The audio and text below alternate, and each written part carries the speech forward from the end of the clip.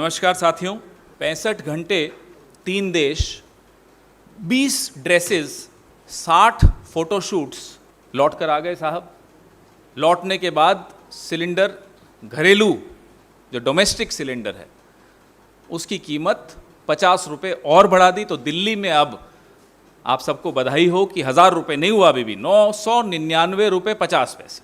इतनी तो है कि उन्होंने 1000 नहीं होने दिया, तो अभी भी कुछ छुट्टे बचेंगे अपनी जेब में। मैं जब ये प्रेस वार्ता के बारे में प्रणव भाई से चर्चा कर रहा था तो कहा कि भाई अगरबत्ती लगानी है तो नींबू और महंगे थे, तो फिर मैंने आलू और लौकी यहाँ लगाए और उस पर मैंने अगरबत्ती लगाई।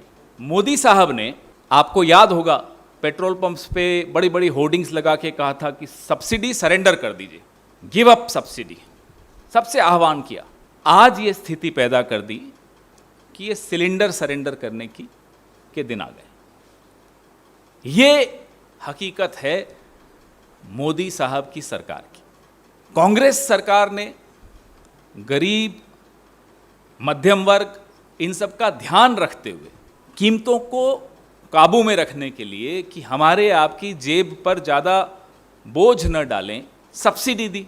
2012-13 में एलपीजी पर कांग्रेस सरकार जो सब्सिडी देती थी वो थी 39,558 करोड़ रुपए की। 2013-14 में कांग्रेस सरकार जाने से पहले का आंकड़ा है, 46,458 करोड़ की सब्सिडी दी थी। The Congress party when it was in power ensured that the burden of prices, high prices, does not fall on the middle class or on the poor section of the society, and therefore there was a subsidy in place on cooking gas. In 2012-13, the subsidy bill on LPG was 39,558 crores, and before we demitted office in 2013 and 14, the subsidy on LPG went up to 46,458 crore. This is the data as far as our government was concerned. ये आंकड़े हमारी सरकार। अब मोदी सरकार आई, आते ही बड़े बड़े नारे दिए, गिव अप योर सब्सिडी, पूरे विश्व में डंका बजाया अपना कि साहब हमने, देखिए इतनी बड़ा एक आह्वान किया और लोग मान रहे हैं हमारी बात। 2015-16 में वो सब्सिडी जो हम छोड़ के गए थे 46,458 करोड़ की, वो घटाकर 18 करोड़ कर दी, और 2016-17 में वो जीरो कर दी, 0। अब हम मार्च से लेकर अब तक 37 दिन हो गए इस वित्तीय वर्ष की, अभी तक आपको अंडर रिकवरी और सब्सिडी के आंकड़े नहीं दिखे होंगे, जारी नहीं किए, क्योंकि कुछ है ही नहीं दिखाने के लिए। और लगातार आप वजन, बोझ मिडिल क्लास के ऊपर, गरीब तबके के ऊपर डाले चले जा रहे, जबकि यह आंकड़े स्पष्ट हैं कि जो 23 करोड़ लोगों को यूपीए ने गरीबी रेखा से ऊपर उठाया था, ना केवल वो 23 करोड़ वापस गरीबी रेखा के नीचे चले गए हैं, 14 करोड़ उसमें और बढ़ चुके हैं। जबकि आपको मालूम है कि आपकी नीतियों के चलते आज घर चलाना मुश्किल हो गया है, ईएमआई देना मुश्किल हो गया है, यहां तक कि सब्जी, तरकारी, तेल खरीदना भी दूभर हो गया है। You are aware of the hardships that the people of India are facing, you are aware of the price rise, you are aware of the data, and it's not our data, it's the World Bank data. 23 million people were brought out of the BPL. Not only have those 23 million gone back under the BPL, you've added 14 million more. ऐसे में सरकार का दिल बड़ा होना चाहिए। बड़ा तो छोड़िए, यहां तो दिल ही नहीं दिख रहा। Governments are expected to show a large heart, especially when the people are facing such profound hardships. आप निरंतर पेट्रोल डीजल तो हम बताते ही रहते हैं आपको, निरंतर आप अब रसोई गैस में भी डाका डालने लग गए। हमारी यह मांग है कि 2014 में जो सिलेंडर 414 रुपए का आज वो 999 रुपये 50 पैसे का आपने कर दिया, 585 रुपये 50 पैसे का आपने इसमें बढ़ोतरी की है पिछले 7 साल। कृपा करके जिस देश ने आपको इतना कुछ दिया उसको कुछ राहत दीजिए और ये रोल बैक कीजिए। 2014 के स्तर पर आप लाने की स्थिति में हैं, आप लाइए। या तो आपको सरकार चलाना आता नहीं है, या आप में से जिनको सरकार चलाना आता है आप उनको चुप रखते हो, उनकी बात नहीं सुनते। जो भी कारण हो, देश राहत की भीख मांग रहा है। शर्म आनी चाहिए ऐसी सरकार को जो विश्व में जा जाकर बोलती है कि हमको इतनी सीटें मिली, हमसे पहले ये था, हमसे पहले कुछ था ही नहीं हिंदुस्तान में। साहब, आपसे पहले हिंदुस्तान में इतनी बड़ी बेरोजगारी नहीं थी, इतनी महंगाई नहीं थी, इतनी त्राही नहीं थी जितनी अब आपकी वजह से हुई है। जितना जल्दी आप ये बात समझेंगे, देश को उतना ही जल्दी आप राहत दिला पाएंगे। ये तो मैंने आपको डोमेस्टिक यूज़ की 14.2 किलो के सिलेंडर्स की बात की। कमर्शियल की हालत आप जानते हैं क्या? कमर्शियल सिलेंडर भी अभी 1 मई को 104 रुपए बढ़ा दिया उस पर।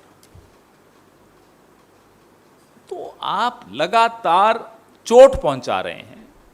You are attacking the every single household of the country, whether it's commercial gas. These are small businesses who are dependent on this. So it is a ripple effect on a lot of other prices.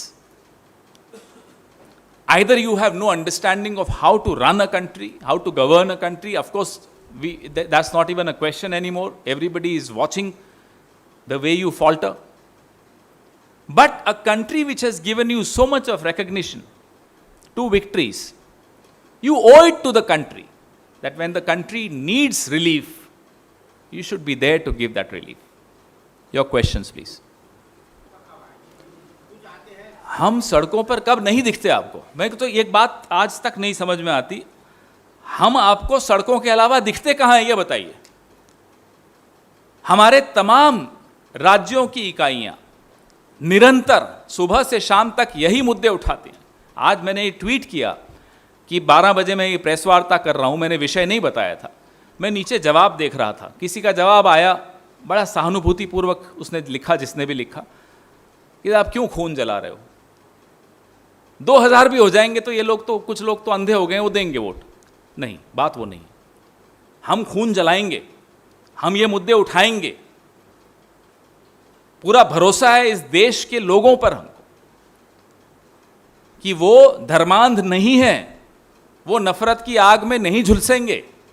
यही मुद्दे हैं जिनके आधार पर एक जिम्मेदार राजनीतिक party को अपनी राजनीति करनी चाहिए। जो गैर जिम्मेदार हैं वो भले सरकार में हो, भले वो 303 सीटें लेकर आए हो, भले कई राज्यों में उनकी सरकारें आ गई हों, वो गैर जिम्मेदार हैं, वो देश के खिलाफ काम कर रहे हैं। यह बात पत्रकारों को समझ में आ गई है, मुझे मालूम है आ गई है। मजबूरियां होती हैं, कई बार आप नहीं दिखा पाते।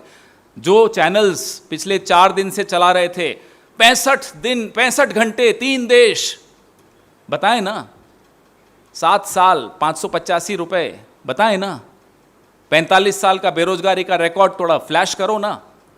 यह हम सब पर, इस देश का कर्ज है, आप पर भी, मुझ पर भी, प्रणव भाई पर भी, हम सब पर यह कर्ज है। मोदी जी नहीं मानते होंगे, हम मानते हैं, इसलिए हम ये मुद्दे उठाएंगे। सड़कों पर हम हैं, लगातार हैं।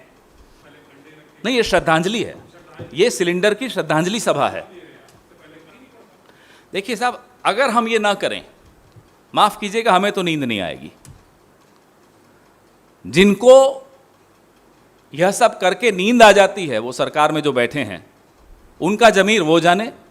हम अपने जमीर के प्रति जवाबदेह हैं। We are answerable to our conscience. If we don't do it, we will not be able to sleep, because these are the issues that have brought all of us into politics. BJP इसे और ऐसे तमाम मुद्दों को छोटा दिखाना चाहती है, इसलिए वो अपने मुद्दे लेकर आती है। पिछले 7 साल में बीजेपी ने इन मुद्दों से बचने के लिए और अपने आप को बचाने के लिए हमारे और आपके शब्दकोश में हर साल नया शब्द डाला। टुकड़े टुकड़े गैंग, लव जिहाद, झटका हलाल, हनुमान चालीसा वर्सेस अजान, बुलडोज़र, ये तमाम मुद्दे क्यों खड़े किए जा रहे हैं? हजारों साल से ये सभ्यता है, सैकड़ों साल से हम इकट्ठे जी रहे हैं। आज क्या आवश्यकता पड़ गई कि जो सरकार में बैठे हैं वही समाज को अशांत कर रहे हैं? क्योंकि अगर वो ये मुद्दे नहीं उठाएंगे तो समाज इनके विरुद्ध अशांत हो जाएगा, इन मुद्दों पर अशांत हो जाएगा। यह घबराहट, ये भय, ये डर मोदी जी को और संघ को मजबूर करता है कि वो मुझे और आपको लड़ाएं। गवर्नमेंट की तरफ से जब राहुल गांधी ने समय से पहले चेतला दिया था सरकार को कोविड पर, तब भी कोई रिएक्शन नहीं आया था। उल्टा रिएक्शन आया था कि हंसी उड़ाई गई थी राहुल गांधी की, अरे आपको क्या मालूम, कोई कोविड नाम की चीज़ ही नहीं है, यूं ही आप लोगों को डरा रहे हो। क्या हुआ? तो रिएक्शन तो छोड़िए, इनएक्शन जो भारत सरकार का रहा कोविड के दौरान, प्रथम वेव और द्वितीय वेव दोनों में, आज उसका नतीजा हम भुगत रहे हैं। हर परिवार में कोई ना कोई गया है, लोगों ने सफ़र किया है। मुंह नहीं दिखा सकते मोदी साहब अपने ही देश के लोगों को, अपनी ही प्रेस के मित्रों को। कोविड के मुद्दे पर ये चैलेंज है, हम चुनौती देते हैं, हमको तो आप पसंद नहीं करते, मत करिए। प्रेस के मित्रों के सामने बैठ जाइए, कोविड पे 5 सवालों के जवाब दे दीजिए, 5 छोड़िए 2 सवालों के जवाब दे दीजिए, मान जाएंगे कि मोदी जी का कुछ 56 इंच का सीना है। नहीं, हिम्मत नहीं है। तो जो दूसरे मित्र ने पूछा कि मुद्दा क्यों नहीं बीजेपी इसको मानती, महंगाई को, कोविड को भी मुद्दा नहीं मानती। कोविड होने से पहले भी कोविड को मुद्दा नहीं मान रहे थे, कोविड के दौरान भी ताली थाली करते हुए उस मुद्दे को छोटा बनाने की कोशिश कर रहे थे। कोविड के बाद जब इतने लोग चले गए, तब उस मुद्दे को दबाने के लिए फिर वही शुरू, हिंदू मुसलमान शुरू। इनका जो टर्फ है, इनका जो प्लेग्राउंड है, वो वही है, समाज को कैसे विभाजित रखना और व्यस्त रखना। अगर समाज व्यस्त नहीं रहेगा तो समाज मोदी जी को व्यस्त कर देगा, ये चुनौती है। मैंने स्वयं कोविड की न्याय यात्रा को देखा गुजरात में, वहीं बैठकर देखा। आप तो वहीं के पटेल साहब, आपने भी देखा। उसका दबाव भी देखा सरकार पर। वही सरकार जो आंकड़े छिपा रही थी, कुछ हद तक झुकी और वो आंकड़े उन्होंने थोड़े दिखाए। वो अलग बात है कि वो 4 लाख की बात अभी तक नहीं कर पाए, सरकार ने नहीं की, क्योंकि नीयत में खोट है। लेकिन ऐसी बात नहीं है। कांग्रेस पार्टी गुजरात में कई मुद्दों पर, क्योंकि मैं वहाँ लगातार जाता हूँ, मेरे को दिखता है, सड़क पर आती है। आपने खुद बोला जिग्नेश मेवानी वाले प्रकरण में, आधी रात को हम लोग सब जाग रहे थे जब उनको उठा के ले जाया जा रहा था। हमेशा आती है। पेपर लीक के मुद्दे पर 16 बार गुजरात में पेपर लीक हुआ। शायद पिछले हफ्ते 16 था, हो सकता है अब 18 हो गया हो, मुझे नहीं मालूम, क्योंकि हर हफ्ते लीक होता है। उन मुद्दों को भी उठाने वाली एक ही पार्टी है। वो अलग बात है कि, माफ़ी चाहता हूं, लेकिन राष्ट्रीय मीडिया कई बार दबाव के चलते, भय के चलते दिखा नहीं पाता होगा। स्थानीय मीडिया अभी भी दिखाता है। मेरे को ये मुद्दा ही नहीं मालूम है, क्योंकि मैं अपने राजनीति इन मुद्दों पर रखता हूं, तो मुझे ये मुद्दा मालूम नहीं, इस पर मैं उत्तर क्या दूंगा। जब मालूम होगा ज़रूर दूंगा। एक मजाक बना दिया देश का।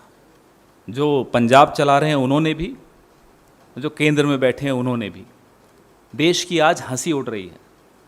हम एक परिपक्व लोकतंत्र के नाम से जाने जाते थे पूरे विश्व में। शर्म आती है अब ये देखते हुए, जो तथाकथित फेडरलिज्म कहाँ है वो फेडरलिज्म।